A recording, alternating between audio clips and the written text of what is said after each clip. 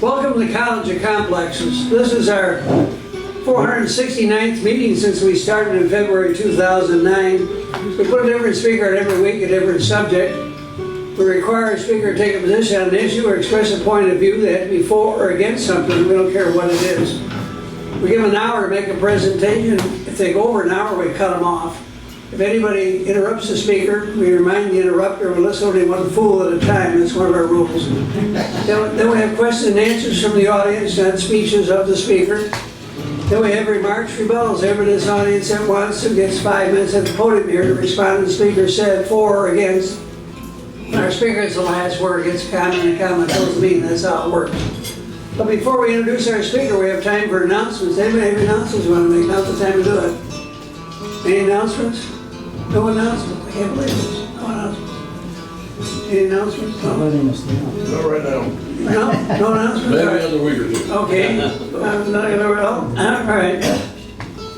August 10th, that's next week. Why Trump must be impeached. That's Kenneth Williams, a Democratic activist. He'll be our speaker, talking about that. August 17th, reflections on the concept of race, racial ideas, and racism. That's Jen Lee. She's a PhD in anthropology. She'll be our speaker. On September 7th, how low can he go? That's Carol Donovan. She's the chair of the Dallas County Democratic Party. She'll discuss our president, our views on him. September 21st, on the battle with the IRS. Our speaker's right here. It's Ken Sutton. He's going to be talking about that. It's on your itinerary. I'm not going to read all this. Anyway, our speaker tonight is Patrick McElroy. He's going to talk about the philosophies of time and their respective perceptions. He's an experienced industrial arts advocate, and this is a follow-up of his May 25th exploration on the existence of time. He'll discuss and examine different cultural philosophies that present us with another way of looking at time as a quantification of experience. He concludes engaging us to share our personal histories about this subject. So without further ado, please give a very, very warm welcome to Patrick McElroy.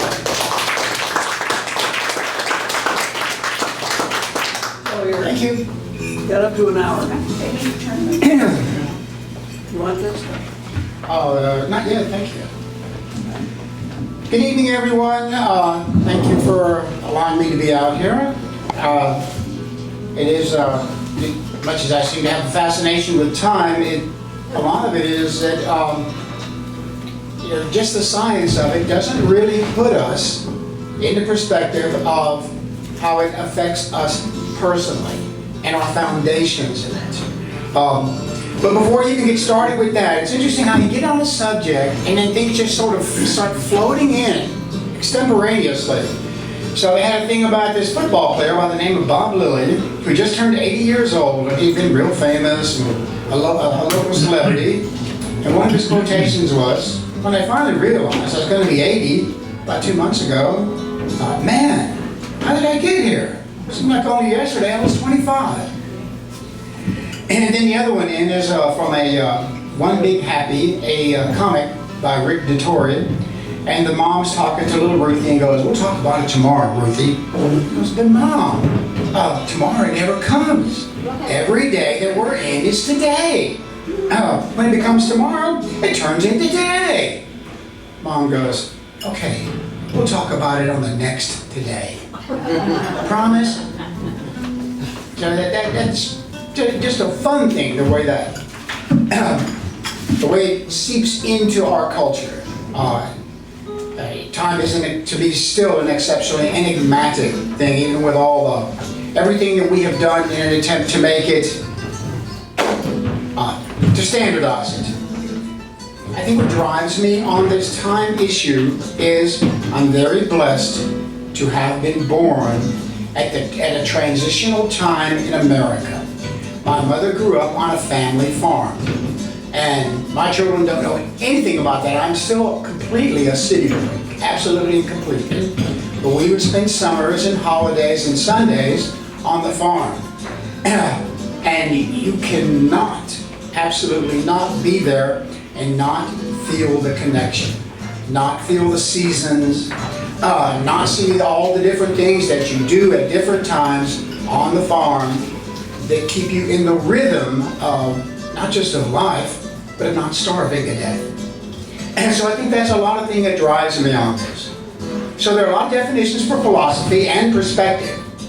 But I think the ones that suited me for this.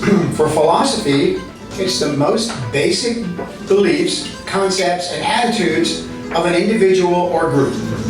Then for philosophy, I picked, for a perspective, our view of it, a particular way of viewing things that depends on one's experience and personality.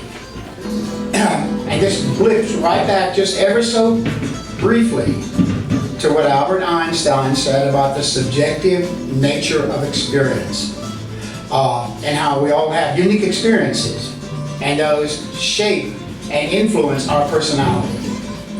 So I suppose we should say in the beginning, because this is about time, but it's really not about time, it's about the essence of who we are as people, as humans, as beings in and of the earth, as members of communities that we must be a part of in order to survive on the planet, to survive in the game of life as we currently play it. Inextricably, our emotions are interwoven with that sense of time.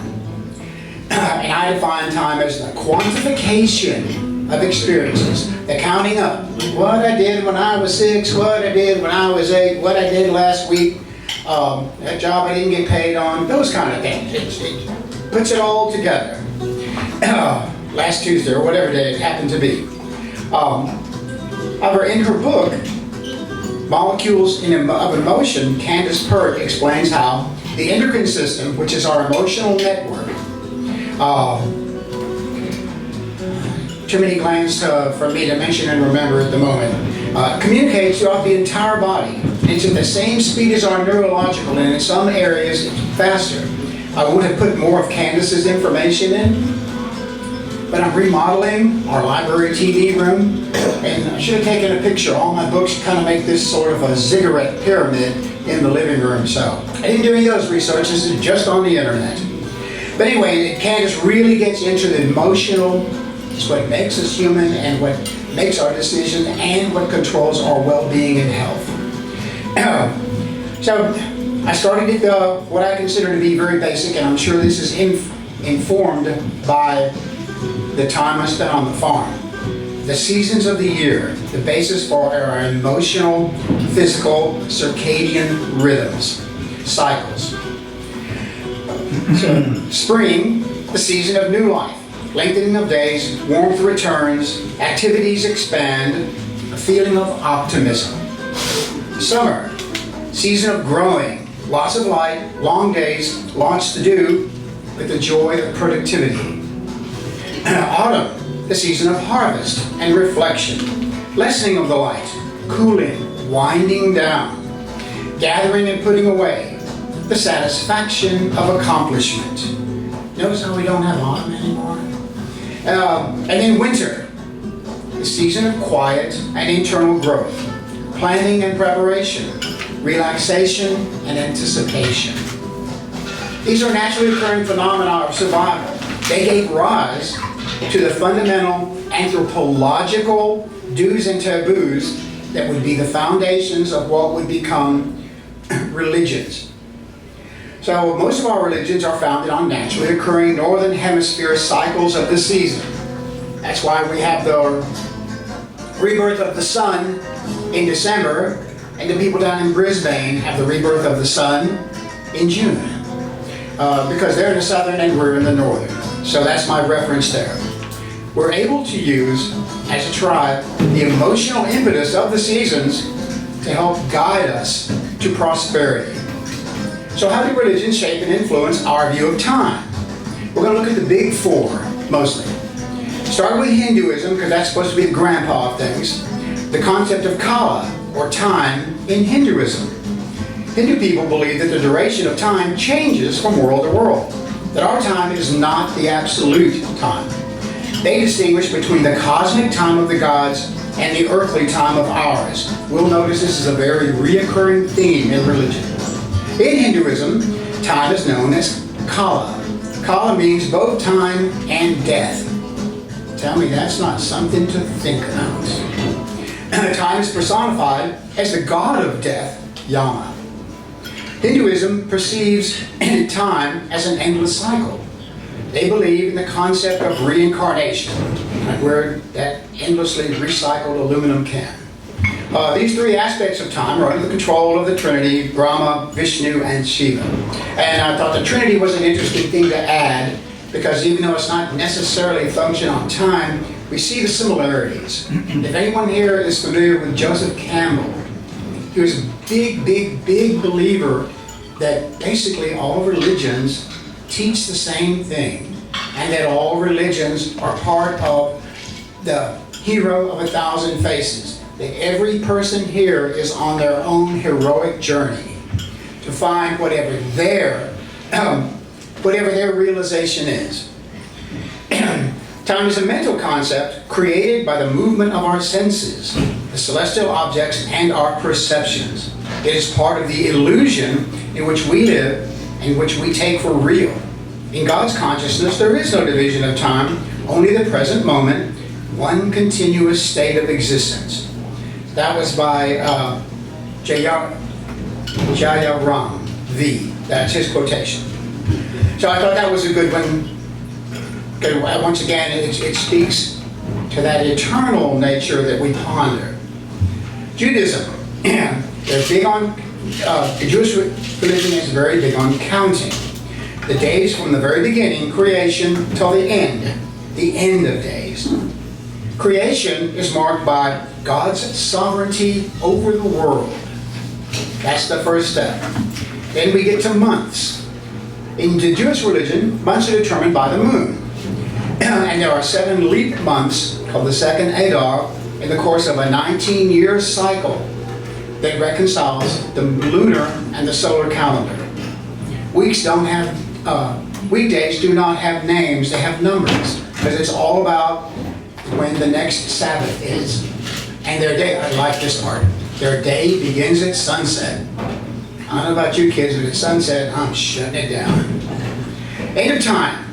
The end of time for the Jewish belief system is the coming of the Jewish Messiah. This quotation, all the nations of the world will recognize, I'm going to spell it out and then try to pronounce it, Moshiach,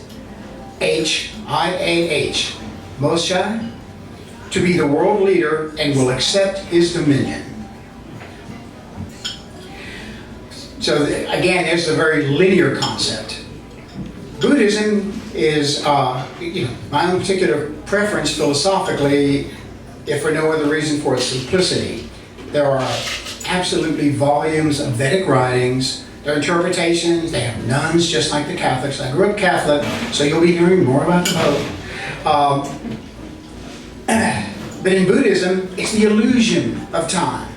And once you get done with all the writings and all the bodhisattvas, and all, which you're supposed to be an enlightened being, at the end of all of that, Buddha's got this thing about the middle road, where when you transcend your thinking mind in the realization of your own pure, timeless, ever-present awareness, the illusion of time simply, completely collapses and you become utterly free. I thought that was a great and brief explanation. Now into Christianity. That's the one we have the greatest investment in, and culturally, that's probably where our roots run. Even though the founding fathers were Masons as much as they were Christians, and heavily influenced by the Lockean ideas of liberty and equity and fraternity. And still we are a Christian nation, undeniably. It sees human beings as creatures of time. There's still considerable controversy among biblical scholars as to precisely how time is employed in the divine scheme of things. The scriptures make a distinction, again, between temporal and eternal. Paul says that things that are seen are temporal, the things that are not seen are eternal. And I think when he's doing this, it's more metaphorical to the things that our mind cannot see. And the scriptures represent time as a linear experience. There's the phases of time. First one being the preparatory times that preceded the redemptive mission of Jesus. all of the time up to his arrival. Then there's the fulfillment. This was the time when the divine plan of salvation was set into motion by the arrival of Christ. Consummation, moving toward that.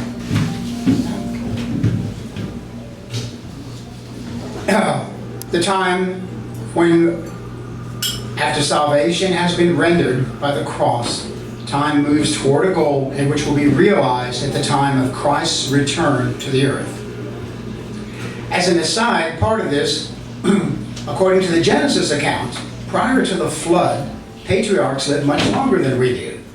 Adam was 930 years old when he died, and Methuselah was 969. Now, those are the big four, but in fairness, because there are so many different religions in the world, there are so many different sects of religions. I had a really interesting conversation at one of my auntie's funeral because one of her children and their family, they're members of Opus Dei, which is a more structured set of Catholicism. So it's interesting, instead of reading about it in a book, I got to get a hold of a real live Opus Dei and get some ideas. And it's not nearly as scary a belief system as the book had it going. So there are a lot of deviations in that. But I wanted to add this one other philosophy because it impressed me. I was out in Philmont Scout Ranch some years ago, and they had petroglyphs out there at the site that they called Indian writings. And I had read about this in American Indian Anthropology, but I actually got to see the petroglyph. There's a circle within a circle within a circle, as the circles varied. And the interpretation given to it was that a leader arises and leads his tribe from a smaller world into a greater world. But the way the circles are arranged, it's not over. There's the endless process, sort of a messianic sort of thing, where it's a continuation, it's a cycle and a continuing process. Each of these philosophies I like about them is that they all either speak or imply that time has qualities that are outside of our understanding. So from that, I picked for us, for the United States, Calvinism. It's a theological system by John Calvin, 1509 to 1564, marked by a strong emphasis on the sovereignty of God, the depravity of humankind, and the doctrine of predestination. They sum it all up in a little an acronym, TULIP, T-U-L-I-P. T stands for total depravity. Now, rather than what I was thinking about total depravity, instead it's that people cannot save themselves, that God must intervene and save us, that it's not by, not by deeds, I don't know specific. Pardon? Not by works. Not by works. Thank you. From there, unconditional election. God selects certain people to be saved. I had to think about that for a while. The saved people are called the elect. L stands for limited atonement, that Jesus died only for the sins of the elect. Kind of like being a member of a country club. I stands for the irresistible grace, the belief that God brings his elect to salvation through an internal call, which they, because I didn't say we, are helpless to resist. And then P stands for perseverance of the saints. The elect cannot lose their salvation. We as a nation unquestionably regard ourselves as a Christian nation. I chose Calvinism to get into a little bit more as a subset of Christianity, and it may or may not be, that's my arbitrary application, because it best mirrors our cultural attitude toward the world. That we, as Americans, and as America, and as a nation, we are the elect. Nowhere is that sense more evident than the emergence of the industrial giant that our nation became, our tremendous creativity, our tremendous capabilities, our ability to innovate and apply. I'm going to move these babies over. Okay, how did all this get going? So we're going to do just a little history. And where are we now? This was fascinating. During the Renaissance, there were a large number of workers concentrated at a single location for manufacturing. To manufacture a common product. It was the first manufacturing assembly line that this particular reference gets to. The world's first factory was the Venice Arsenal in Venice, Italy. And that baby worked from 1104 to 1797. That's, somebody got a lot of retirement checks out of that. Or several hundred years before the Industrial Revolution as we know it, as we think of it. We think of it as being driven principally by the English. Ships were mass-produced on assembly lines using manufactured parts. Just like when they build cars over in Arlington now, where you don't put all the little pieces together. The pieces come in boxes and you put the big pieces together and you make the car.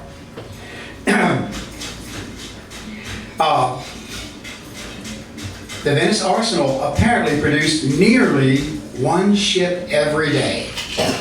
And I didn't look up the size of them, but I'm sure during this time, the time of the Renaissance, there would be ships of some substantial size that they could build one a day. Employed 16,000 people. Wouldn't want to be in that parking lot. Apart from Matthew Bolton's Soho Manufactory in Birmingham, England, 1766 to 1844, this is what we regard as the first modern factory, which should be Matthew Bolton's. So then 1764 comes along, we get the power of steam, inventions of the engine, loom powered gradually, the development of industrial factories in the U.S., the 19th century where precision machines, tools, replaceable parts, greater efficiency, that whole American can-do thing kicked in. Less waste, standardization. Standardization is a big part. So here we are all the way back in the 19th century standardizing parts that become interchangeable, paving the way for the phenomenon producing an infinite quantity of identical objects. Go from dollar store to dollar store, and you don't even have to ask about that. So it's off to the races for the Industrial Revolution. Then in 1888, William LaGuard Bundy invents the time clock.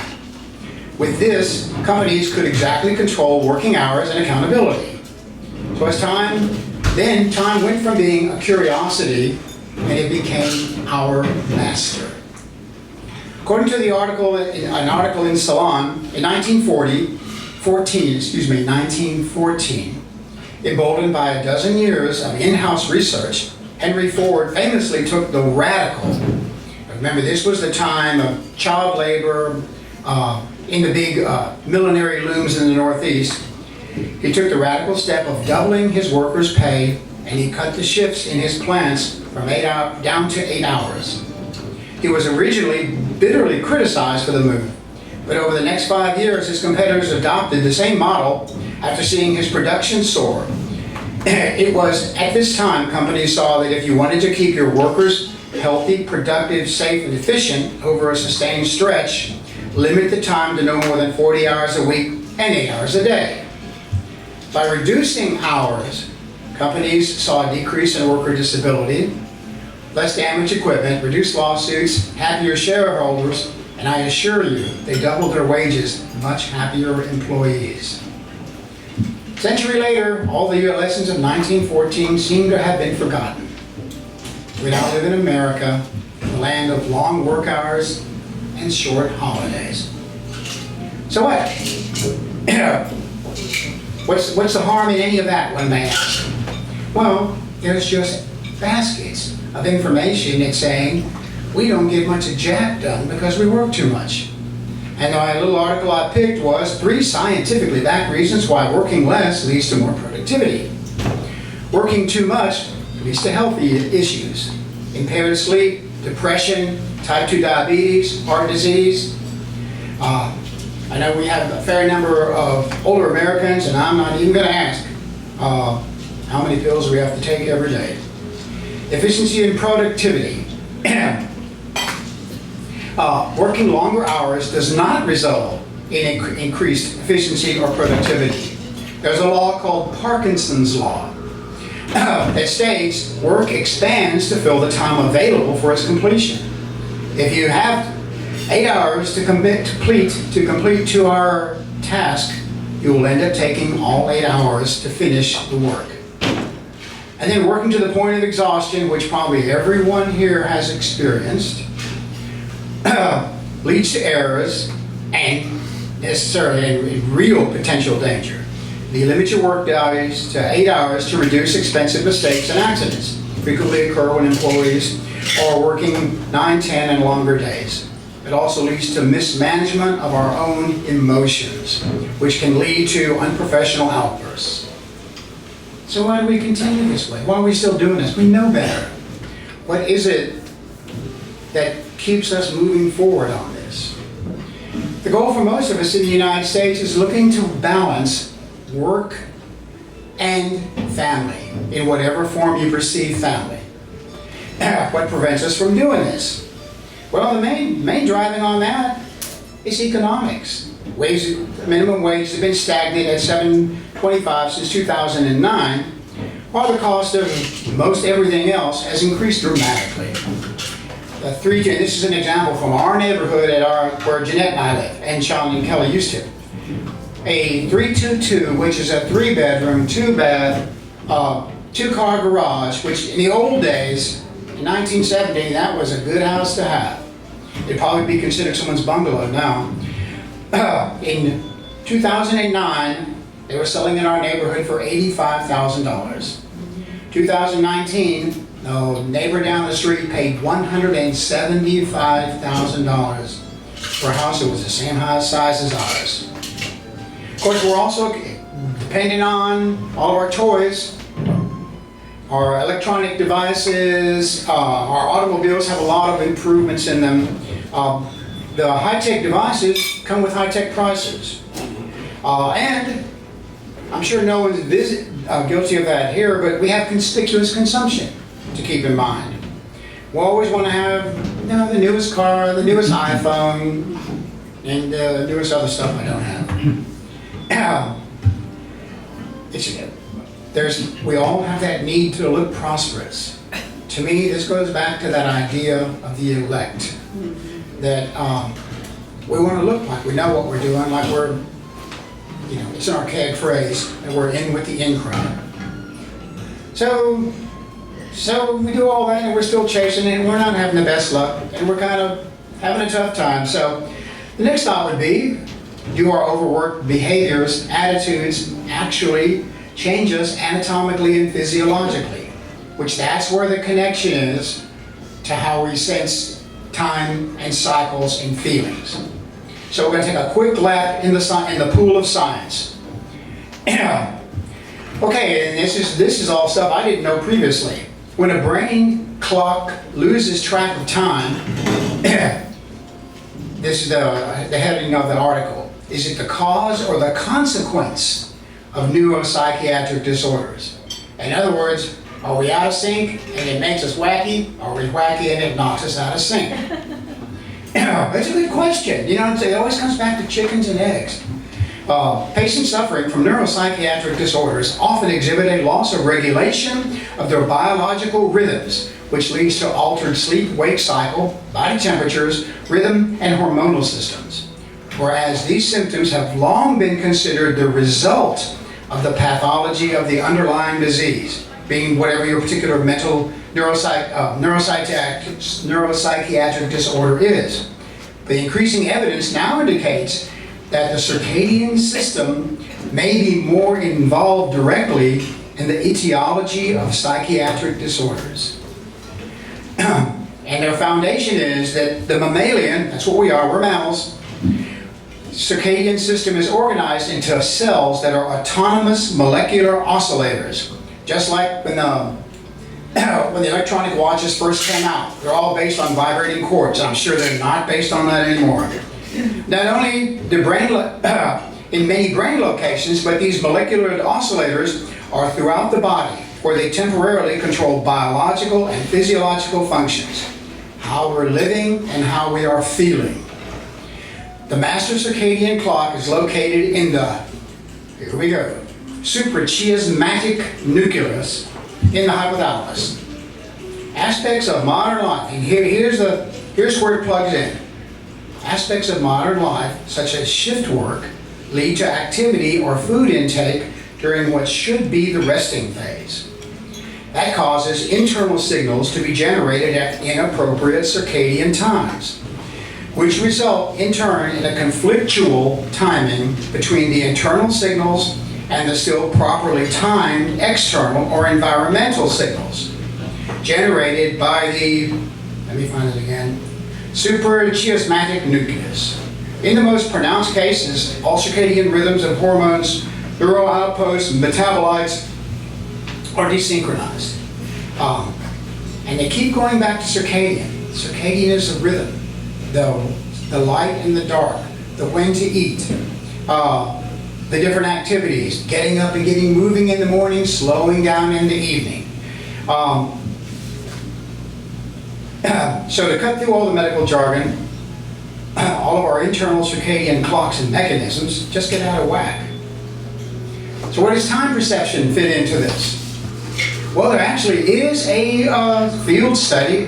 There's a study of the perception of time within psychology, cognitive linguistics, and neuroscience. It refers to the subjective experience or the sense of time that's measured by someone's own perception and the duration of the indefinite and unfolding of events. How is that as a way to say that's about time? Or someone's perception of the duration of indefinite and unfolding events. Waking up in the morning and see what happens. And the perceived time interval between two successive events is referred to as perceived duration. Although directly experiencing or understanding another person's perception of time is not possible, such a perception can be objectively studied and inferred. It means it can't be observed, it can be implied through a number of scientific experiments. Time perception is a construction of the sapient brain. Now, sapient, I had to look that up. Sapient mind. What makes a human unique? One answer to what sapient is culture. What we might call mind-sharing culture. Human beings are not only able to detect the existence of other minds, I know y'all are out there, but also to understand what the minds have beliefs, and also to form networks of trust around shared intentions and beliefs. Someone had looked up sapient by itself, and that's always good for a laugh. Wise, or attempting to appear wise, relating to the human species. I think that's called an oxymoron. So up here, sapient brain, one that manipulatable, and distortable under certain circumstances. These temporal illusions help to expose the underlying neural mechanisms of time perception. And that's where I'm going to come at that. When I finally get to page 9, which I'm almost there, would be my invitation. Because I can't remember this gentleman's name, but I've had two other explanations. You told a story about working on something in college where you had a very large, very heavy academic endeavor and were able to perform it in a miraculously short amount of time. You are not the first person who has told me a story like that. Unfortunately, it hasn't happened to me yet, but I'm ready if it does. So, now we get to philosophical perspective. So, and one thing I really enjoy about this is the illusion. And how do we end up deciding that? When we have these personal experiences, anomalous personal experiences, usually the first thing we want to do is try to go out and get someone to verify it, somehow get it back in the box. And the bigger the interesting experience, the tougher it is to get the box, and the more friends you lose. And I've had a couple of them. I had a couple of corkers. And finally you wake up one day and realize this was something that was for me. It wasn't for somebody else. Other people have their own temporal illusions. But inasmuch as I got good things out of it, what's the difference between a temporal illusion and a lesson? So, that dives us right into philosophical perspectives. Next one is specious present. I'm going to save the definition until I read what these two philosophers. This is all philosophy now. The species present is the time duration wherein a state of consciousness is experienced as being in the present. Kind of got a Buddhist spin to it. The term was first introduced by the philosopher E.R. Clay in 1882 and was further developed by William James. James defined the species present to be the prototype of all conceived times, the short duration of which we are immediately and incessantly sensible. Which seems like a whole lot of words to just say, in the moment. So, I went ahead and looked up species because that was a new word for me. Species. So it's species present. That's what the philosophers are referring to. Species. Superficially plausible, but actually wrong. Misleading in appearance, especially misleadingly attractive. So, it's sort of interesting that you got this big philosophical investment in being wrong. I went to Catholic school. They didn't take any investment. I was wrong all the time. Okay, so what are some of our temporal illusions? Awe. You know, when we were just in awe of something, where I got to see the, I don't know which of the shuttles it was, but it had just, the big 747 that transported had just taken off. The wind was out of the south. I was going on I-30, and you see this thing fly overhead. And it's piggybacking. You think it can't possibly be up in the air. And this thing is flying off, and there's the space shuttle on top. It's just the coolest thing in the world. We didn't even have cameras like back then. I wouldn't have been fast enough anyway. But it was just a moment of awe. And yes, time seems to suspend. So time moves more slowly. Fear. I got lots of that. And how things, when they talk about petrified by fear, that sort of things. Neurologically, the explanation is time seems to slow down to give us a chance to think of some way to get the hell out of there. And I'm good with that. Empathy. Feeling empathy for someone. They say it involves what they call mirror neurons in the brain. If someone is, whoever you're having empathy for, appears to be moving more quickly in time, you will synchronize with them. If they appear to be moving more slowly in time, you will synchronize with them. And then there's depression. This one really got me. If you're depressed, you have a much more accurate sense of time. If you're non-depressed, you always think you've got more time than you have. So, I guess in some sense, there's an upside.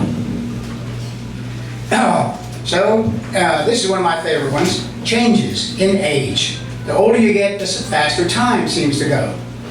It was explained to me by my Uncle Carlisle. He said, when I was 6 years old, 1 year, that was 1/6 of my life. Because now that he was whatever age he was, 70-something at the time, he goes, that booger whips right by and I hardly noticed. Then there's the effect of drugs. Stimulants, faster, needless to say. Depressants, like alcohol, slower. Psychoactive drugs, they're all over the place, depending on the drug. And I didn't make a list. Then there's the effect of body temperature that creates an illusion. If it's warm, time will seem to go more quickly. And if you're cold, time will seem to go very slowly. And then they have the effect of clinical disorders. Again, way too many disorders, schizophrenia, etc., etc., etc., bipolar, which are just the fashionable ones. There's way more. And they just vary widely from person to person. And then there's sleep, which is my favorite. The suspension of time. I can doze off for 5 minutes, have this wonderful, epic adventure, wake up, remember some of it, and it's been 10 minutes. So, all of our different perceptions, and I guess what wasn't on the list that I should have said, when we're with someone and we're having fun, time passes quickly. When we're anxious and nervous and trying to get our presentation ready by 5 o'clock to come to Dallas, time passes really quickly. And then sometimes when you're sitting in the audience waiting for this guy to shut up, time passes really, really slowly. So, I guess what it really takes me back to, and I guess that's why I like the Buddhist thing, is that in the truest sense, with all the different colored glasses we wear about our life experiences, we really only have this very moment. And I'm really in favor of this very moment. As someone, one of the aspects of people who lead fast-paced lives is becoming an adrenaline addict. An adrenaline junkie is what they like to call it. And I can assure you I am a member of that wavering, frazzled fraternity. And I'm not always sure why, but I am. But the thing about going is that we never arrive. And it's really all about arriving. I've got one of David, this is a misquote from Henry David Thoreau, that most men lead lives of quiet desperation and die with their song still inside of them. I don't know what the real quote was, but I like the misquote so much, I never bothered to look it up. And then, I'm sure almost everybody here has seen the movie Dead Poets Society. And there when I think it's Professor Keating's, when, Robin Williams, the genie, all the different things he's talking to the boys, and says, Carpe diem. He had taken them into a trophy room where there were all these old photographs from the turn of this, from 50, 100 years ago. And he has his students walk down and look in the smiling faces. And it had to have been from over 100 years ago, because he shows them, see those fresh faces? Something about just like yours? Well, they're all food for worms now. They have all come and they have all gone. And he brought, the point that he was there to make was to seize the day, to make our lives extraordinary to our own measure, here and now. And so that's what I'm in favor of. Even if I don't always live that way, I think marvelous moments like this are what life is really about, to be gathered with like-minded individuals, and look forward to hearing the comments and criticisms that will be forthcoming. But also, anyone who has a time experience, who would like to share it with the group, an anomalous time experience. If we got the little hand around the microphone, I would certainly like to hear from that one.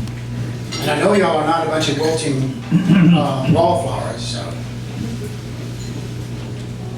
And if you change your mind and want to tell me about it later, that's okay too. But that's all I have. Thank you very much for taking the time.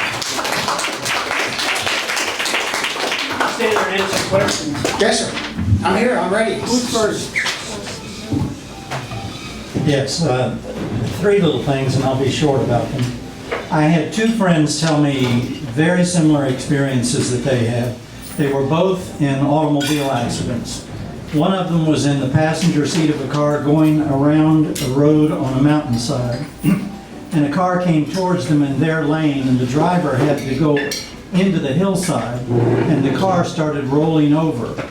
And my friend said that everything to him turned into very, very slow motion, so that he was able to see where he needed to put his hand here and there and so forth to prevent himself from banging around in the car, and he was not hurt at all. The car tumbled several times. The other person told me that he was driving along in the passenger seat and did not have a seatbelt on. And there was an accident, the car flipped over, and he was thrown out towards a barbed wire fence with several strands at a field. And all of a sudden, everything turned into extreme slow motion, so that he was able to orient his body and his arms and his legs and his head just carefully as he passed between the rows of wire. And then it went fast again and he tumbled into the weeds. He wasn't hurt. And the third one, a friend of mine was down in Austin at the university, and a friend came, hey, you got to come over to the auditorium. There is a presentation you got to see. So they went over there, And there was what is called a 7-arrow ninja. And he didn't have a clue what that meant. The guy stood in the middle of the platform of the stage, and 4 archers got in the far 4 corners and put an arrow in their bows and pulled back and aimed towards him. And the command was given to fire, and they fired all 4 arrows simultaneously, and he caught all 4 in one hand. What's your question? Well, have you heard of things like this before? I've heard of the academic one, and I've heard of the crash one, where you seem to be flying through the air and being able to make some adjustments that you simply wouldn't have the time to. I've never seen anything cool like the arrows. I'd like to see that. But I've heard stories of them. I was in martial arts, and they would tell all these stories. I just figured they were outrageous. You know, that there's always some kung fu master waiting to tear my heart out or something because I took his parking space. So I've heard these stories, but the only one that I hear, you know, because it's always nice to hear it from the person that it happened to. So I've heard the accident one, and I've heard directly from the 2 people who had these massive academic responsibilities and were somehow able to complete them in an extraordinary, a fantastic, short amount of time, and attended whatever else they needed to attend to, and they had a physical document in their hand. It wasn't that they fell asleep and dreamed that they did it and then woke up.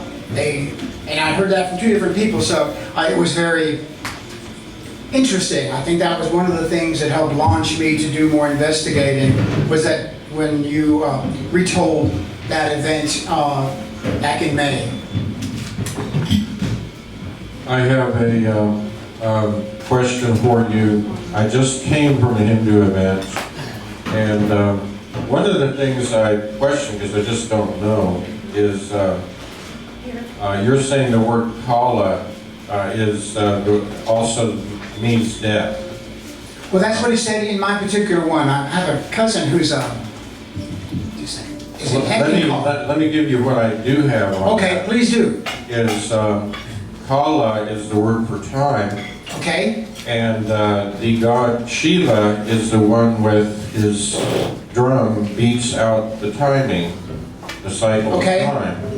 And he has a consort, a goddess with a really bad temper, whose name is Kali. okay, And Kali is thought to be the basically the goddess of destruction. And it really makes sense in a sense, because that's just the feminine form of Kala, time. So okay. Kala destroys all, or Kali, whichever happens first. Thank you for clarifying this. This, like I said, I'm my not life clarifying, because I'm going to have to go back and check and see if maybe you are correct. I've never heard that before. It'd be well worth investigating. I put no papal inerrancy in any of this, but I have always been fascinated by philosophy and religion. Hinduism is the oldest written and established language. That oftentimes, when you read about their trinity and their ideas of eternal and the temporal, we can see where humans have been pondering these things for innumerable eons. And Hinduism has a lot of deities, and if you just came from a Hindu event, then that's going to be a much better reference, because that we're so blessed right now in our culture that we have, like in Arlington, we have Buddhist temples, we have Muslim places where they go to pray, where we're fortunate in that my children actually grew up in the melting pot. I always heard about America, the melting pot, and I went to Catholic school. I grew up with a bunch of Catholics, and they were almost all white, almost without exception. And but my children, they grew up with people from all over the world. It was real life, and there's such a difference in how they don't think anything about. They don't think anything, they don't stop and think, say, you're Vietnamese, did your grandpa shoot my grandpa? Or did my grandpa shoot your grandpa? Kind of thing, that's their neighbor. They They played soccer with, one of the soccer coaches was a Vietnamese boat person. So we're at a wonderful point here that we have access, direct access to all these other cultures. I just wanted to point out one other thing that people miss a lot today, especially in the West. Buddhism came out of Hinduism, Yes, and it's Siddhartha was a Hindu. it's really still connected in many ways when you start examining the culture. Yes, unquestionably, and that's just part of the evolution of the human condition. Yes, sir. I'm very curious as to, I've heard people talk about time, I don't know if it's Buddhists, but time is just there and it just goes on forever and it's like an infinite resource. And I've heard like the African concept of time is like, we're gonna have a meeting tomorrow and it's like sometime tomorrow. And people just kind of show up whenever they show up. And the Western concept of time is very, boom, boom, boom, boom, time. Orchestrated, very. Right, and I'm curious as to your thoughts about that Eastern concept of time, where it's an infinite resource, versus the Western concept of time, where it's a limited resource and we have to manage it, and what that does to how we do things. And that was really that was supposed to be the thrust of this whole paper, is that we've just managed ourselves into a mess that we do instead of enjoying our life, we're busy counting beans and managing. I gotta be here at 3, gotta be here at 4, gotta be here this, gotta be here that. How many of us have friends who, when we're late, they go, yeah, don't worry about it, that's fine. As opposed to texting, you go, where are you? It's 5 minutes late. When you gonna get here? Or did you get in a wreck? Or, we are absolutely, that was where, I think I remember said, where time went from being a fascinating, enigmatic curiosity to now it is a ball and chain. But isn't there an element of productiveness in the Western concept of time? Because we built this massive civilization Yes, and we have. incredible technology. And the Eastern philosophy is more like, we'll get there when we get there. We don't need to build anything, we're just gonna be here and exist. And you hear stories like that. I've been down to the Caribbean. We were down in the Bahamas one time and it had this foundation, and they go, oh yeah, they built it some years ago. Somebody will come along and put a building on it one of these days.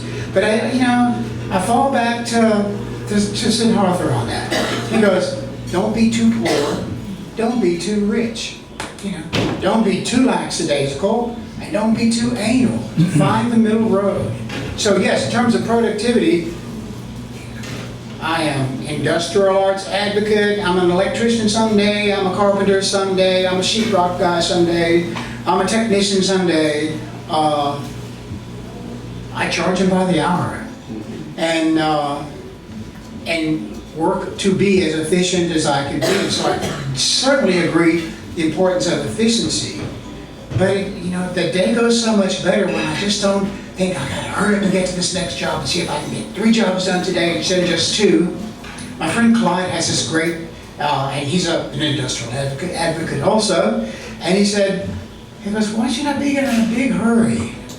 I'm gonna get as far as I get today, and I'm gonna go home, and what am I gonna do when I get up in the morning? I'm gonna go to work. So let's not get too carried away about this. So I agree that there's a balance. But you just don't, you don't just sit on your butt. My friend Joe, my brother Joe, had a friend who was from Alabama. He's big time, his family was big time into farming.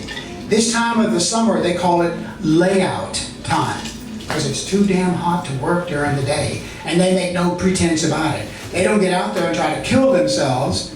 They get in the shade and wait for the sun to get on closer to the horizon. You were saying you were Calvinist, and when is their idea of the beginning of time? Well, they go back to I'm sure it's the biblical-based one. I I've studied Calvinism only superficially. I've done more on this paper than I've had on the other one, and I had one more in depth. Like all other religions, Christianity has many sects, and some prescribe to, I think, what was it? Our friend Dottie and Mike, they go back, I think 5,000 is as far as they go back, and that's it. And they fit everything from 5,000 years ago to now, approximately, because they had a poster on the wall. I remember thinking, damn, they sure gave themselves a lot to do in 5,000 years. So I'm assuming Calvinism, since it is part of Christianity, and always the thing with the written word is you can make anything sound like anything. And evidently John Calvin was pretty popular, and the people who hung out with him liked what they were doing, and that's just fine by me. But I don't have your answer. Oh, okay. I was just curious what you might say. I have a friend, though, that you could even speak with her. She has a business here in Dallas and has had 3 near-death experiences. The second one, I think, is when she was lifting weights, lying on the floor, and she forgot to set the weights, the heavy weights above her, and they started to come down. But then all of a sudden, she said, time stood still, and they moved away and fell on the floor. Cool. I know. She's written a book about it. She's really interesting. Well, see, and that's the whole thing, and that's part of my interest in all this, is there's really, we become slaves to time, but then cool, interesting stuff like that happens all the time. And I've done this before, but I've talked with people, and it's normally at a time of emotional stress, like when someone has just died. And so I was telling an extraordinary story about someone who was supposed to be dead, who I had a nice visit with. But it was someone that was a friend of one of my aunties. Mutual friend had died. And this was just the most normal acting grown-up woman in the whole world. And she gets quiet and she goes, yes, after my mom died, I was sitting in the kitchen and she came to me and reprimanded me for arguing with my sister and told me that she'd be much happier if we got along. So these kind of things, time, experiences, the downside of science and the downside of the time clock is we want to put it all in a box. Life does not fit in the box. No matter what we do, and we miss so much of life if we try to put it in the box, instead of stepping back and going, oh boy, that was something. Because what's the first thing that happens? We go, this is just a quick aside. One of my favorite uncles had died, and I woke up in the middle of the night, and he was standing right next to me, and just shocked my socks off. And the first thing that went through my mind was, you don't belong here. And he disappeared. He was like, no, don't come back. That's not what I meant. He just surprised me. But just that kind of thing. When we get into this mindset about what our perspective should be, because he certainly lives on forever in my heart. So, I should have been thrilled to get to see him instead of almost peeing in my pants. So that's, and I think there's so much more to time and to us as humans. We get caught up in being widgets in a wheel for the sake of productivity for its own sake. And then we don't seize the day or the moment that seizes us. We have to seize the moment that seizes us. Like the lady who the barbell flew away. I bet she's not ever going to get to quit thinking about that. I wouldn't. Yes, sir. Well, you wanted little anecdotes. Yes, please. This is well documented. You can look it up. There have been numerous oddities with the Bermuda Triangle. Yes. And one of them that is well documented, there was an airliner coming into a Florida airport, and it was on radar, and it was right on the pattern and everything, and just disappeared off radar. And everybody freaked out. 20 minutes later, it appeared right where it was supposed to have been 20 minutes ago and finished its pattern. And when everybody got off, the people on the ground were just astonished. What in the world happened to you during those 20 minutes? And they said, what in the world are you talking about? All of the watches on the airplane were 20 minutes later. Everyone on the airplane, their watches had stopped for 20 minutes. Okay, the next one was, and you can verify that, you can find it. There was an airliner that was, I think, a DC-6 propeller-driven 4-engine airliner back, I think it was in the 50s, maybe. Yeah. And it flew out of, late 50s. yeah, I think out of New York down to Florida. Okay. And disappeared over the Bermuda Triangle, just completely disappeared. Some 30 years later, that airplane flew in and landed at an airport in Brazil. And the crew were astonished as everybody else, talking to the ground crew on the radio and all of that. They couldn't understand, how in the world are we here? We were going to Miami and, you know, this and that and the other. And then the ground crew started talking to them. The pilot freaked out, gunned the airplane and flew off, and it was never seen again. Well documented. What do you know about the Bermuda Triangle? Well, and what do we know about much of, you know, it's the whole thing about we tend to ignore whatever is outside our own, rather than expand our thinking and expanding our possibilities, we tend to say, man, that didn't happen. Oh, that person was under the influence of heavens knows what. I have received no small amount of wisdom and insight from people, because I also do dream interpretation, from people sharing their dreams with me, the most marvelous dreams. And, you know, and they go places and they see people and they do all these things. And it's something that is absolutely, completely, even with all our science and interest in dreams now, we just simply don't understand this. REM sleep is the shortest amount of sleep in our in our sleep cycle. And yet, theoretically, REM sleep is when we dream. And then you have an epic dream where there's all these people that you know, and you have all these experiences and friends and life and everything, and then you wake up, and, you know, and a few faces begin to fade away, and I would wake up and think, who were these people? So these kind of things, like with the airship, they happen, or the barbells, things are happening all the time. Think of the things that are happening that people don't want to talk about because they don't want anybody to think they're crazy. That's true. But it doesn't make it any less of an influence on us. It changes us. When these things happen, like what happened to your friend, it changed her. From that day on, she was a different person. That's what experiences have the potential to do to us. In both directions, both for better and for worse. Change our perspective, change our philosophy of life. Make it bigger or make it smaller. I vote make it bigger.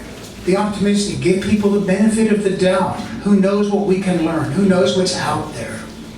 What if this thing called time that we don't understand, we already know from Einstein, every different location in space is a subjective location, and that experiences are subjective, all determined by the location of the observer, and shaped, as we know from Heisenberg, and from, think of the other kind just a second,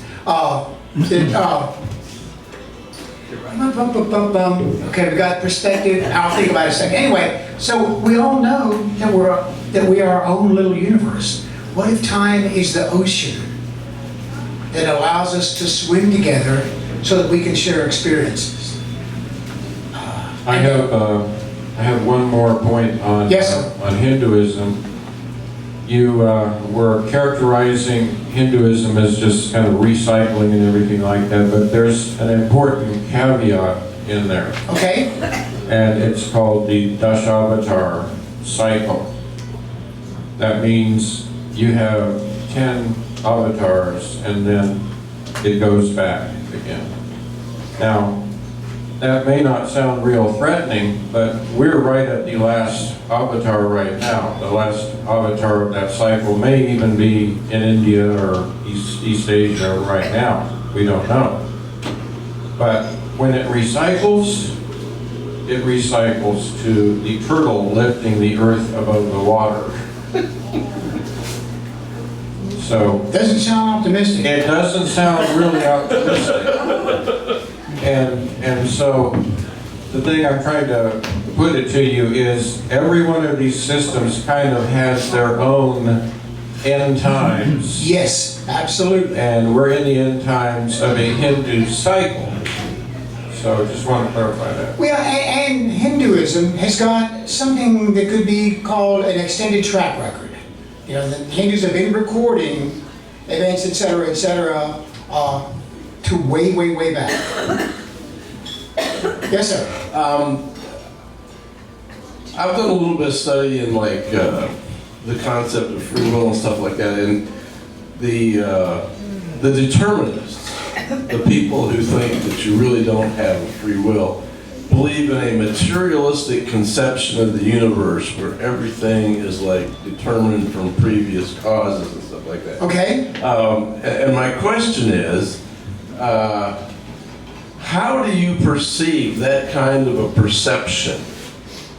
Materialism? The materialistic conception of the universe where everything is caused by a predetermined event or setup Okay. or something like Okay, that. deterministic. All right. Determinism, I guess. Well, first of all, to address decision making, it's way more complex. I thought I'd do better to allow more time when I'm going to exert my free will if it's an important decision. Not about if I'm gonna stop and get a donut. That's a pretty easy one. I'm not a determinist, first of all. Do I think that we set forces into work? Yes. Into motion? Yes. Do I believe we create our own destiny? Yes. Do I believe that we live our beliefs? Yes. If we believe people are basically good and kind and helpful, we will have good, kind, helpful people in our lives. If we believe that people are basically schmucks, we're going to get schmuckified. So that's not a deterministic view. I'm not ever going to argue with the Newtonian kids about action and reaction and that sort of stuff. I'm good with all of that macro. My question is this something that's doing something to us, or are we, as thought beings, are we creating the events that happen to us? You mentioned REM sleep and dreaming. Yes, sir. Did you, I didn't know whether I heard you right. Did you say that dreams, even though they may seem long to us, are really very short in time? What I read about REM, rapid eye movement sleep, is that's when dreaming occurs. That there are many different levels of sleep, but that the dream state, based on the sleep research, occurs during rapid eye movement sleep, which they said, and I didn't look it up, and I was going to, and I forgot. But Kelly was busy helping me finish this baby up. That rapid eye movement, which is something you can actually see when someone's in REM sleep, you can see their eyelids will be closed and there'll be this wiggling going on. And that's how science is able to record that. And I said that is the dreaming phase. Is that, are you saying that is a very And that's short? relative, yes. And I don't have any numbers, so I'm not going to throw a number out, but they say yes. And so a lot of times REM sleep occurs at the end of the night. I don't know what we do for most of it, except maybe get up to go pee. But the REM sleep a lot of times is toward the end of the sleep cycle. Okay, But I'm rusty on that also. I have a short thing to tell you about. Okay. I want to hear your opinion about it. Years ago, I had this fiancée of mine in from Georgia, and she was visiting. Well, I was sound asleep, and she was over on the other side of the bed, sound asleep. And I woke up with my eyes closed, watching my own dream, consciously watching it like a movie. And I thought, can I be silent and still enough not to let the guy know that's running the dream that I'm awake so he'll shut it off? And I thought about that for a minute, watching the dream. And then I thought, can I very quietly speak to Denise and wake her up because she kept a journal and always journaled her dreams. Okay? And so I called her name and called it again, and she said, what? I said, I want to tell you about a dream that I'm having. The dream's going still. And so I narrated the whole dream until it was over. And then the next morning, I woke up and remembered that, and I said, Denise, did I tell you about a dream last night? She said, yes, I wrote down all 3 of them. I was only awake for one of them. So here's the me part that's awake, the me part that's talking when I'm asleep, and the guy running the dream. How many parts of us are there? Well, and is it parts of us or is it depth? How much depth? How far down or how far up or how far out do we actually go? And it's interesting that you bring that up because every once in a great while I'll be lying there and I'm lying there next to Jeanette. Yep, she's here. And a movie will start like on the inside of my eyelids.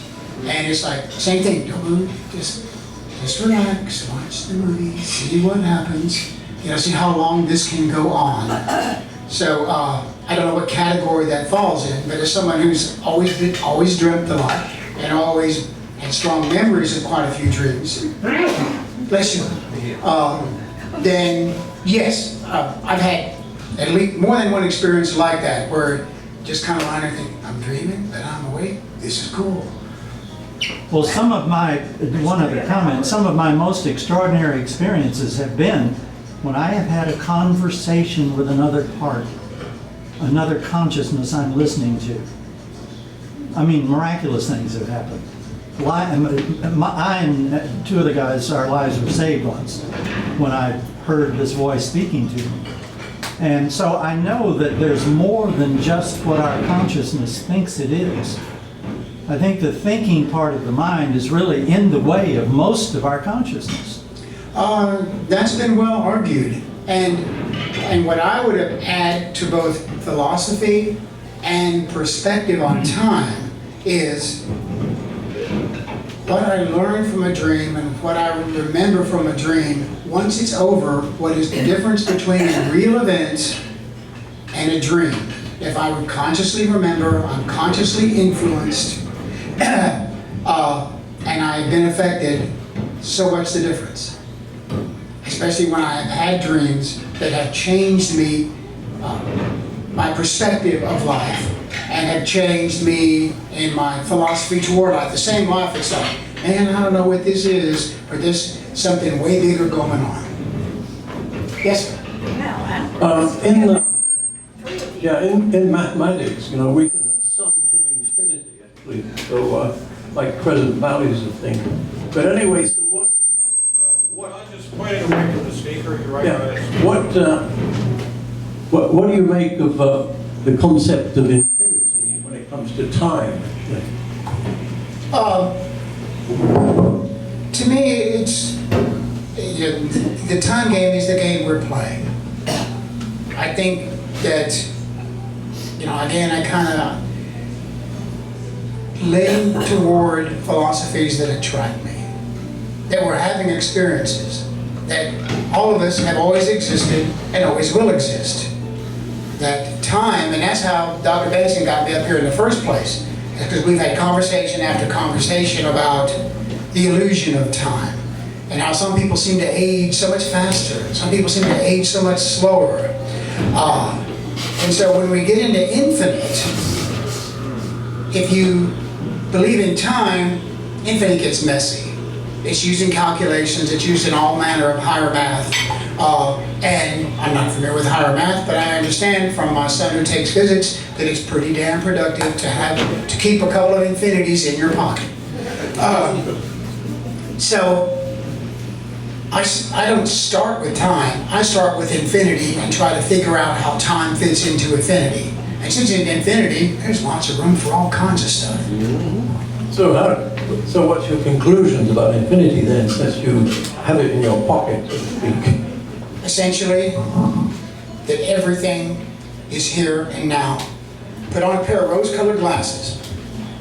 Look forward, everything's pink. Look behind, everything is pink. That's what the personality, that's what our belief system is a pair of glasses. We could take those glasses off, we would see that everything is here and now. There were infinite number of channels, like stations on a television, and we're just dialing through the channels for all these different experiences, and all the other me's and all the other we's are all existing at the same time. But for whatever reason, whatever the rest of me really is focused on this part. And so, in that sense, like a game avatar, not like the cool avatar, like the messianic avatar, but my son Sean plays a lot of video games, and so the little man, Mario, is his avatar. Sean can't climb into the computer, would if he could, so he sends Mario in there to race. So Mario is his avatar. I am her avatar, whoever, she's me and I'm her, but it's way more complicated than that. So, with all of that, when, this one guy, Edgar Casey, had this idea that think of the vastness of existence and then think of it all coming to a point, like a cone, like a conical point. He goes, that little point is where the consciousness is focused at the moment, in each of us. But that's not all of us, that just happens to be a focal point. And supposedly, we have to slow way, way, way, way down in order to get to play in this particular schoolyard. That our genuine nature is faster would be an understatement. So I'm good with infinite. I'm trying to figure out the little point. I'm trying to figure the this. All right. So, would you say that many of these observations and happenings that people actually experience are merely chemical imbalances in the brain? It's where the brain is tricking you, or it's not functioning properly, so you see things that aren't there, and you think you see things as well. And oftentimes you can see that with these puzzles where people think it's one color and actually it's totally different, depending on what colors are adjacent. So your brain is being tricked half the time.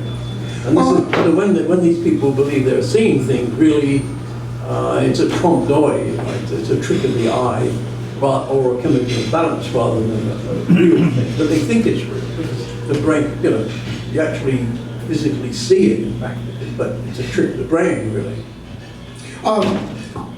Extreme fatigue, I have heard from more than one person.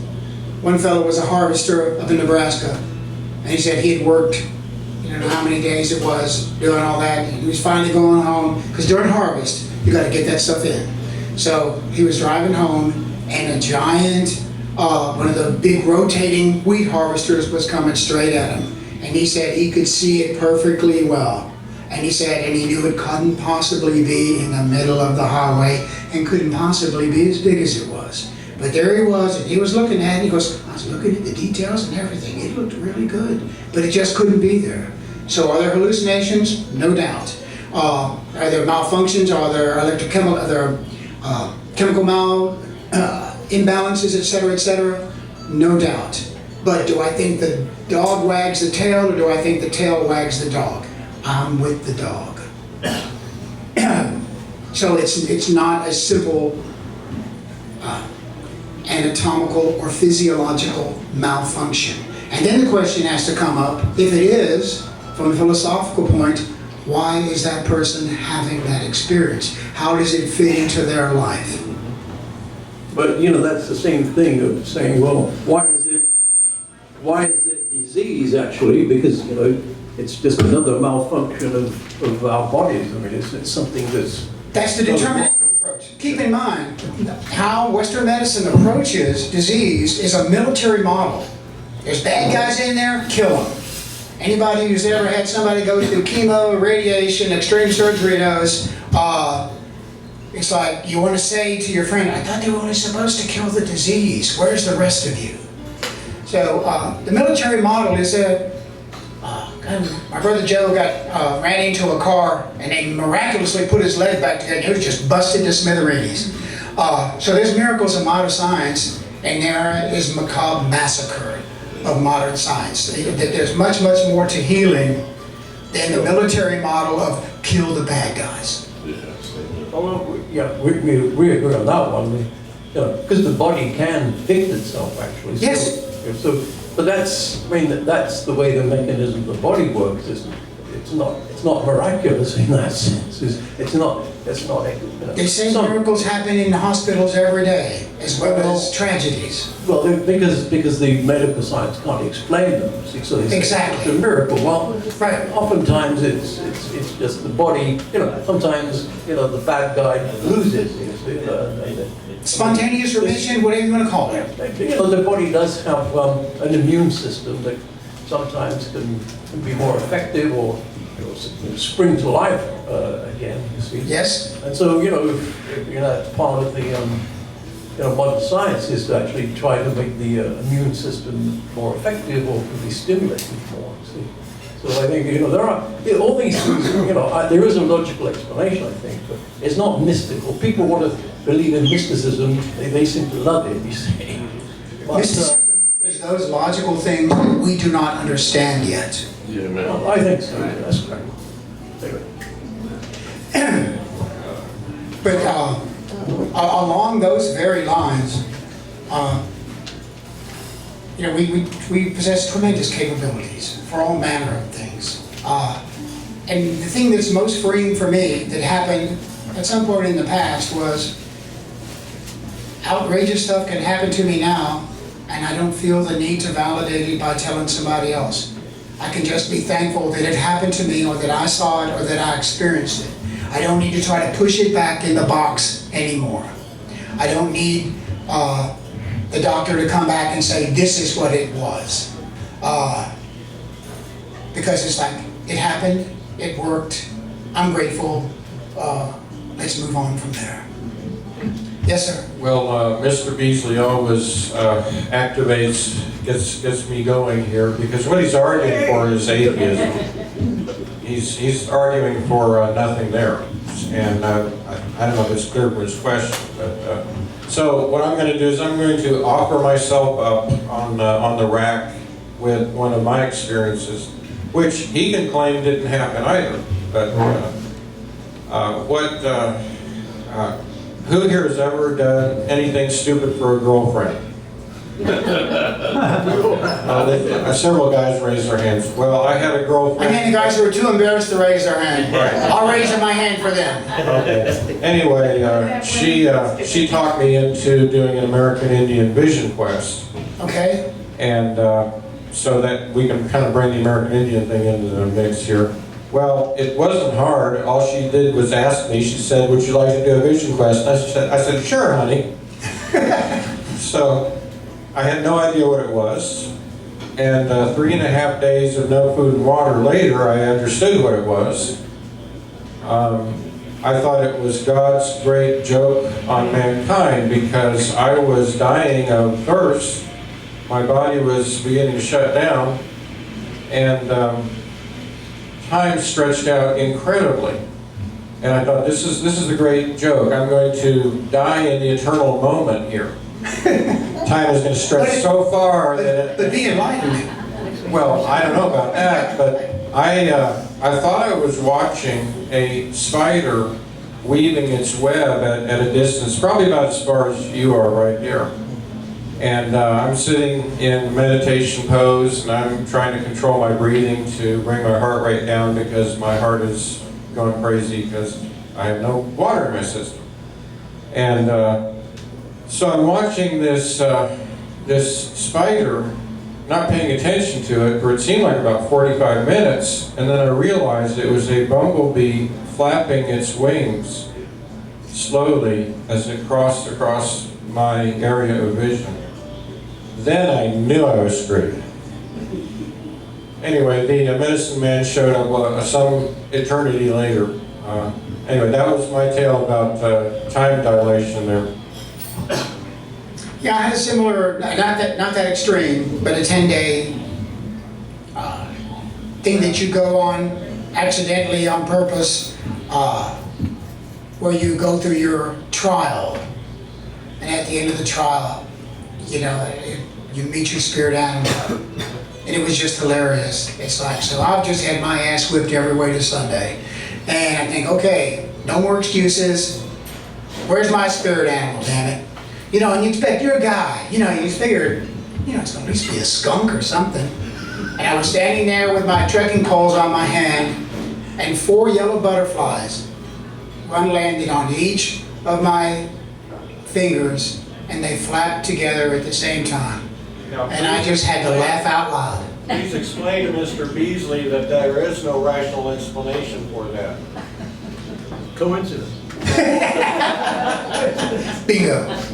I don't believe in coincidences. I sat Yes. in an airplane by a scientist one time. I said, well, how many dimensions are you studying? He said 19, and this is several years ago. Being in the Rosicrucian order, we do study mysticism, and people really believe they're mystical, and mystical things happen to them that are really unexplainable. But we had a fellow from NASA that came to speak, and he talked about how we were communicating with aliens and all, and of course he couldn't mention that at NASA or he would be fired. But anyway, he held a very high position there, and I do believe it's possible to hallucinate. I've talked to people that have taken various medications that cause them to have really scary, but of course if one reads about the astral world, supposedly there are scary things in the astral world. And we really don't know, do we, how many dimensions there are and what we can experience in each dimension. And adding to all that, keep in mind when we start doing 19 and stuff, we're counting. Keep in mind we're counting. What if we quit counting? Okay, yes, sir. I was going to say your question, the classic question, which came first, the chicken or the egg? My uncle was in India years ago. He met a man who gave him the answer. They both come at the same time. They both come at the same time. When they answer. I think that's it. I think we're out of questions. All right. You can just sit down. Good. Thank you. Thank you, everyone. Thank you very much for the input. I know we digressed in a lot of different directions, but I mean, that's what time and perspective and philosophy is about, is life. And us here having experiences. Okay, now it's your turn to talk. So anybody wants to get up here and respond to what the speaker had to say, either for or against, come on up here. It's your turn to talk. You got 5 minutes.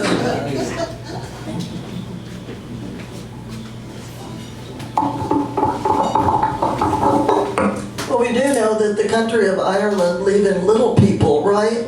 Yes. And the whole country. So they don't think they're crazy for sure.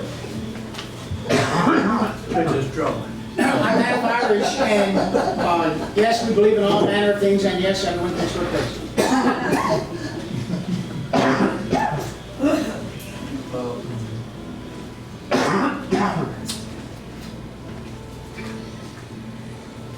Well, I experienced time dilation at the video job I just came from, and it was just a minor time dilation thing, but I had some cameras. I had 3 cameras I was managing, and a 4th camera, another camera operator, and I knew I had 9 minutes left on one camera before I needed to begin changing the cards. And so I had a little card kit ready, and seemed like a half hour had passed, and I went up there and there's still 1 minute remaining on the camera. And so I wait there for 2 or 3 minutes, and there's still 1 minute left on the camera. And then it goes into blinking red, and I'm like, I don't even have time. I'm gonna have to go back and manage another camera here. I'll just come back, check on it in a while. But that was kind of an extreme time dilation. And that's pretty common when I'm working cameras, to just kind of go into a mildly altered state. The most common phenomenon is that I will look at a record deck and I'll think, it's not recording, it's stuck. And I'll sit there and I'll go through a bunch of, panic attack things, and then it'll go to the next number. And I'll realize I've been watching it for less than a second, but my experience at the time was, it was way longer than that. So I think people experience this in sports a lot, where an athlete seems to have incredible performance. There was one boxer, I forget the guy's name, just incredible guy, not the largest guy in the ring, but he always seemed to have enough time to move around, move out of the range of the guy he's boxing, and that guy wouldn't even realize he had moved before he's getting the guy with a hook shot. And then he'd go to the other side, and very effective. And I'm watching the guy, I'm like, he is not in the same time frame. He's just not, you know, he's in a bit of an altered state. You know, I don't really know what to say to someone who really wishes to cling on to the rational model, but let me assure you, Doctor, that there is no rational explanation for this. I've got hundreds of examples of things. One of the things that Betty Epstein, I don't know if anyone here, Jana, did you ever go to one of Betty Epstein's? I took her hypnosis class. Hypnosis. Well, she had meetings. Every second year she would host the American Society of Dowsers meeting, and you got some really strange people showing up there.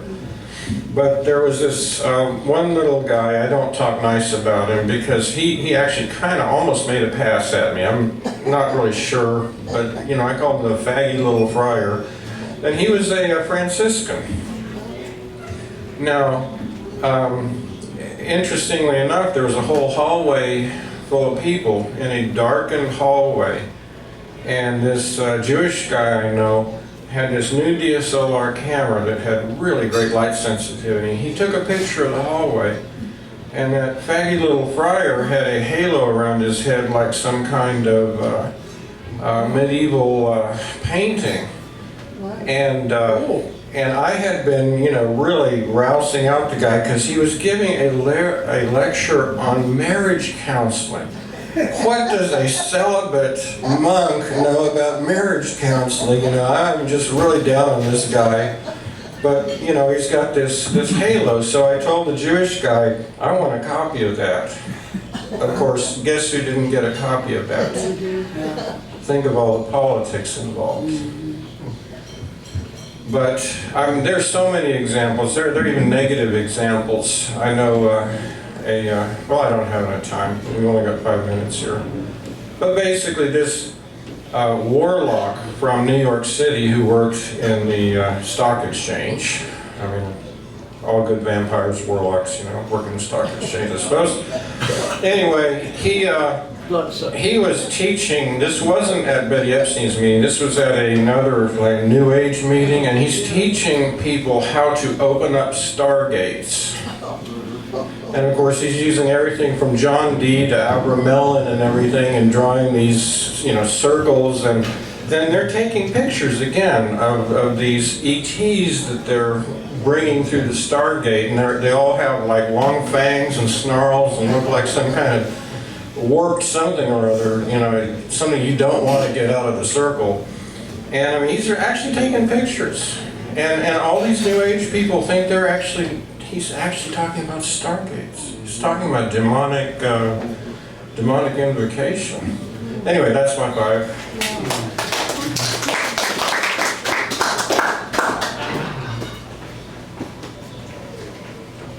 Just a couple of thoughts. You know, the Bible says in Revelation 10:6 that time will be no more at some point.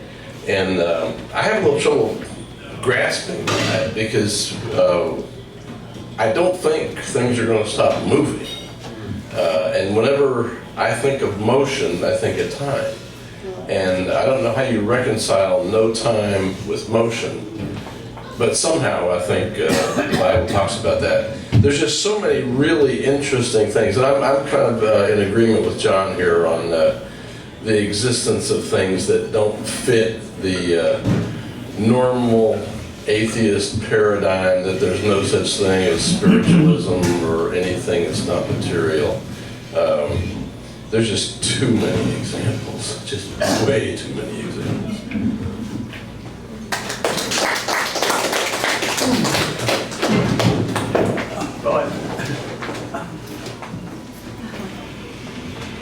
Yes, well, I've had some experiences of time dilation. In the legal world, you're supposed to give somebody 3 days' notice. So you get into the court and you explain to the judge that, look, this hour to the next hour is a day, and the following day. And then he said, well, that's not a full day. So I was tempted to say, you mean that 80 hours is less than 3 days? But I stopped myself because I realized that in the court, the judges, no matter what you say, is. I also stopped myself from saying, look, I said my thesis was built on measuring time down to a nanosecond, because I built a camera that could operate at multiple nanoseconds. It was a movie camera that could operate at multiple 10 to the 9 frames a second. So and in my Viva, which is the PhD exam, I was asked by this other professor from Royal Holloway College, who's expert on optical illusions, what did I think about time? And I said, well, it's been measured down to 10 to the minus 15th of a second. I said, I don't know if you can go beyond that, but apparently, if you go down far enough, you really, you get to the point where you really can't measure it anymore. But I don't know, maybe you can. But anyway, so I think people have a perception of things, and again, for the judge, it was his perception. In my court, time is different, you see. So I didn't bother to argue with him about that. Since it was his court, even though it was wrong, you see. So as I walked out, I shook my head actually, and made it plain that I thought he was a lunatic, you see, and shouldn't be a judge. But there you go. So I think people, we said it before. People believe what they want to believe, and I do think there's a logical, rational explanation for most things. It's just that we don't know yet. Science is full of that. I mean, if you look back at the history of science, people believe completely lunatic things. For example, the Earth is the center of the universe and everything revolves around the Earth. Well, that was proven to be, and they had these helicycles and they had machines that demonstrated that. Well, of course, you can stand on your head and do all kinds of magical things. The problem is it's not true. And so one day, people, and of course Copernicus and others such, Galileo, were actually hung up and asked to drink hemlock for disputing the word of the law, you see. And but science prevails, and it does work. We know that. So I think the mystic can believe what they want to believe. That's great. Everyone can do that, but it doesn't mean it's correct. So I go, I'm a scientist. I go by science every time. So.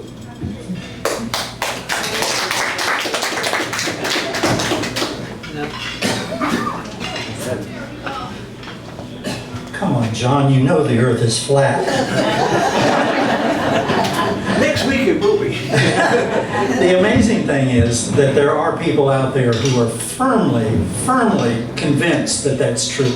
Yeah. And what is also interesting is that Newtonian physics, which is basically the building ground of our physics, is more accurate in almost everything we experience in life than any of the Einsteinian physics, the quantum physics, the electrical universe things.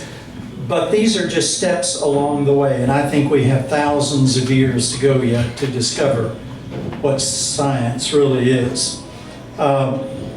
When it comes to a material universe, I'm not going to go into the whole thing, but I had an experience when I was 15 that was a near-death experience, and through prayer I managed to be completely eliminated of a terrible case of Asiatic flu, so weak I could not stand up, to suiting up in pads and playing football that afternoon.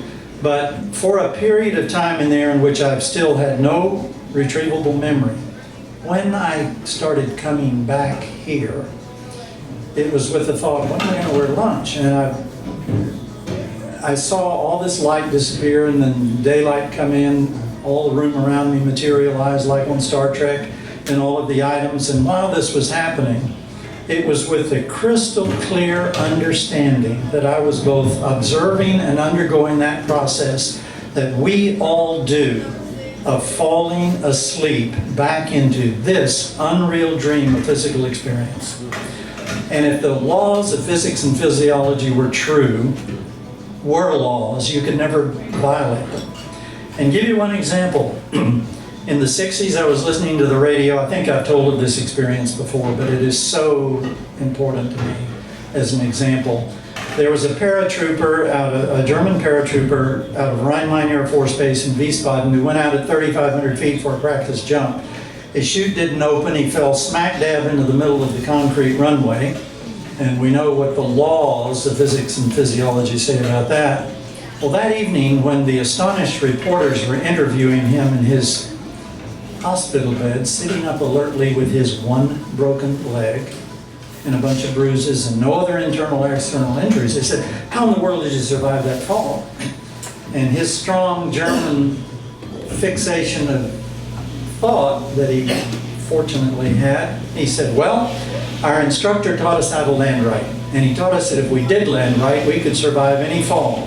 I knew how to land right. I knew I was going to land right, and I knew I was going to survive." That projected his immediate future, because that's where it comes from, is our consciousness, not everything out there. And there is so much healing work done of your experience with things out there that completely, to me, disprove the so-called physical laws. It's not out there, it's what we project. And it's what we project individually and collectively. And we buy into all of the materialism of consciousness, and therefore we follow those rules. But an example of this also, a way of looking at it, David Bohm, a physicist, I think I mentioned this too, was interviewed in a book that I had. They were studying consciousness, brain, all this. And he started talking about sudden insight, and he said sudden insight can only happen when you completely cease thinking, when you get totally silent and still in a listening mode. He said even thinking about not thinking will interfere with the process, but if you get silent, then sudden insight can happen. And here's this physicist from England, and he said sudden insight completely explained to him instantaneous healing through prayer. And that does happen. And it's, if you want to call it a violation of the rules of physics and physiology, okay. That means they're not laws, they're beliefs. And they can be altered.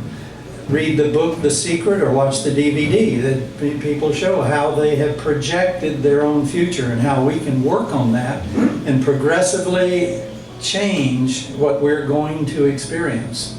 We can either leave it the way it's going and, this is the way life is, or we can make it better. And I think we have that option to do it. Those who does teach you how to follow.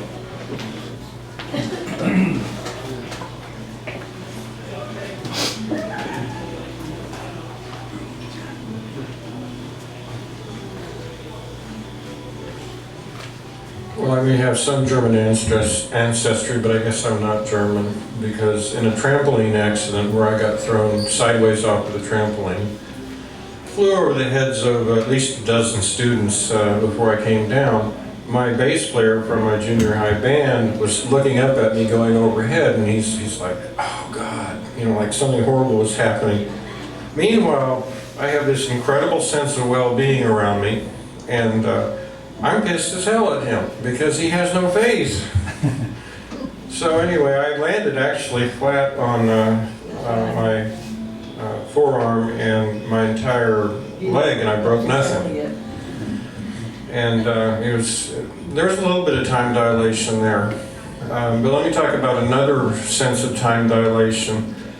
Is when you meditate and you do weird things like Jana was talking about, you have what you might call OBEs. Some people might think they're just dreams, but when you're picking up information that you couldn't know, that's at a distance, happening at a distance.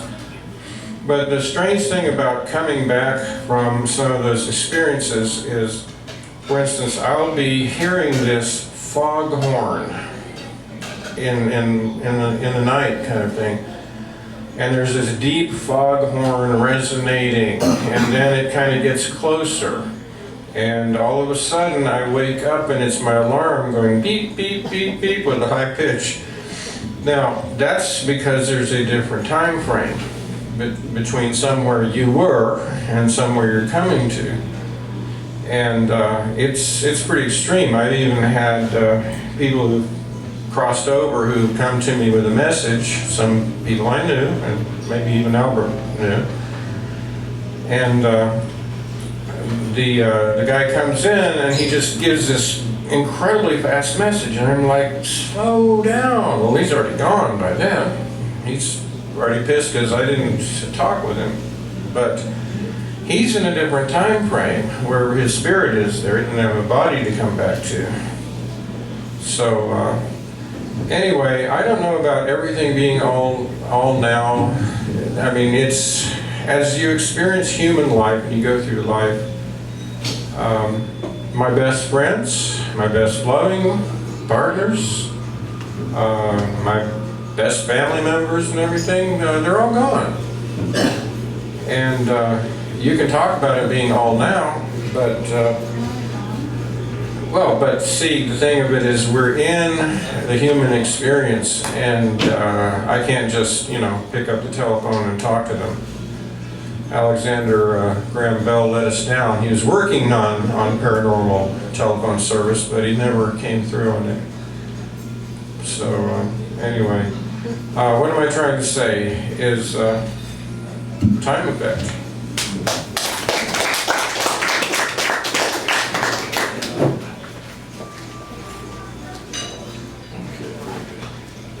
I guess I'm the last one standing. I want to thank our speaker. I thought he did a terrific job here tonight. Got us all thinking. Got a lot of expression, a lot of different comments.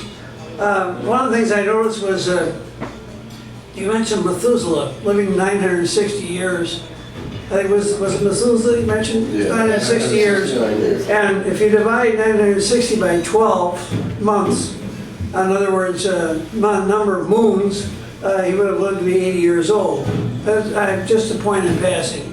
Because I remember I think it was the Indians that used to talk about many moons. Since I saw you, people didn't think in terms of years because they saw the moon go by, but they didn't go into years. So there may be something there. And I don't think, well, anyway, that seems physiologically fit.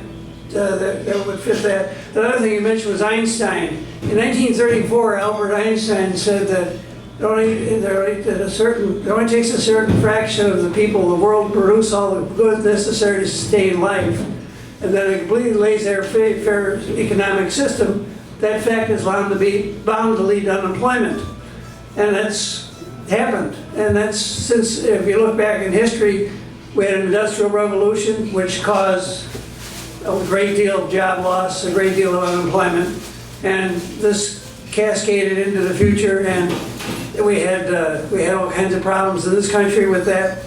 And in 1916 or 1918, who was it? The Haymarket riots in Chicago, where I'm from, were in 1886, and that's where there was huge unemployment due to automation, and they wanted an 8-hour day. That's what it was all about. And they didn't get an 8-hour day until 1916. That was the Adamson Law was passed in the railroad industry. And they established an 8-hour day and with overtime after 8 hours. That's single time, by the way. And that's how it all started.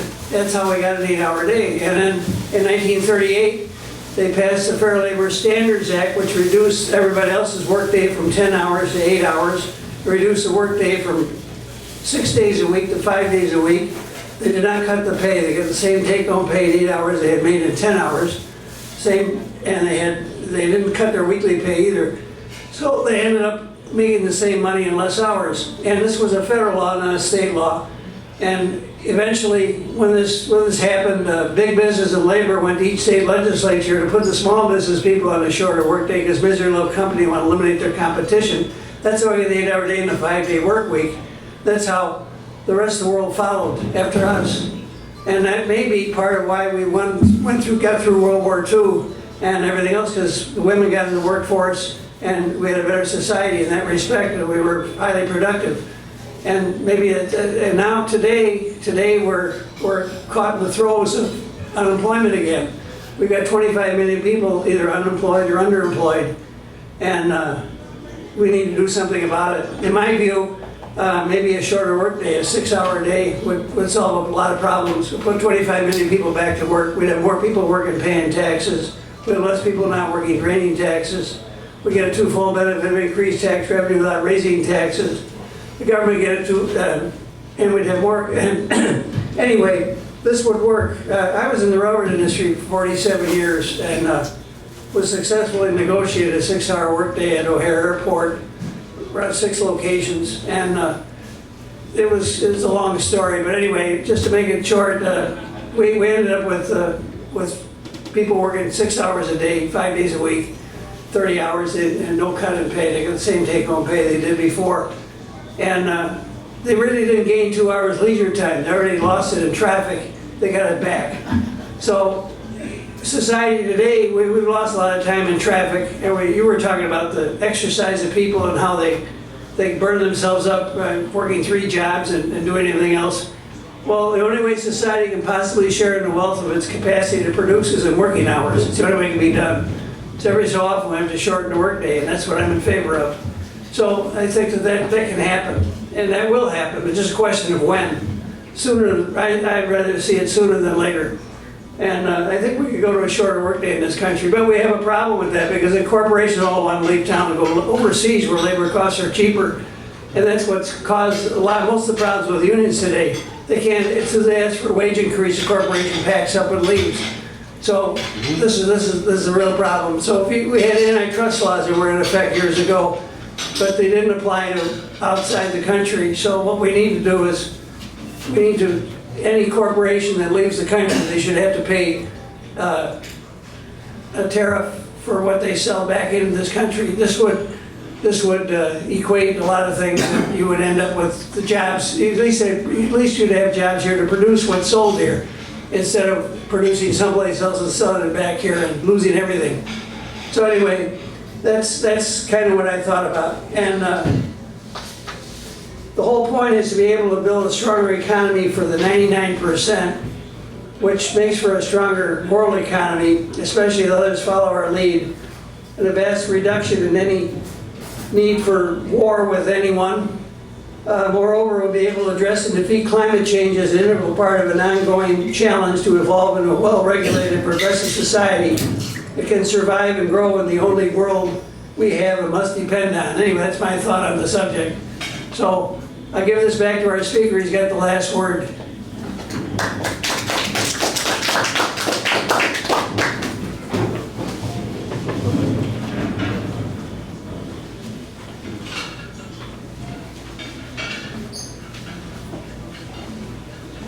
I'm grateful to everyone for the willingness to share ideas, to share agreements, to share disagreements, to share stories.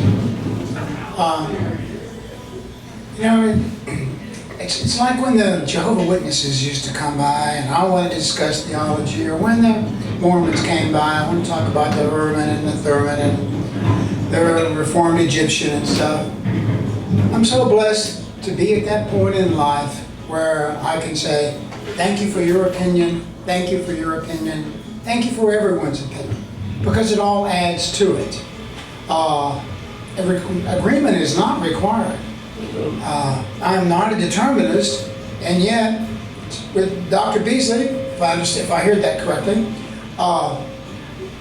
as somebody who fixes machineries, one of my favorite expressions is deus ex machina. It's supposed to be a theatrical reference to machines that can do things in the theater. Not anymore. It is literally God in the machine.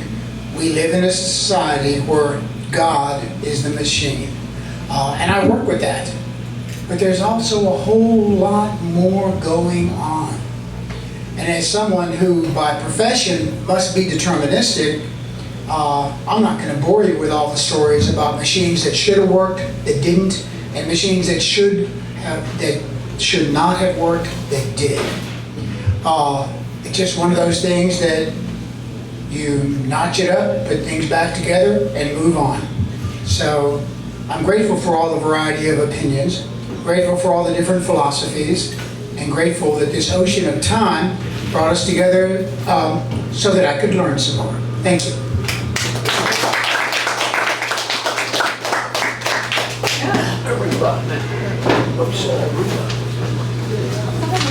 Well, that's it for tonight. They kick us out here at 10:30. Our speaker's still here. We're going to talk to him. But our formal meeting is over until next week. See you all next week, hopefully. All right.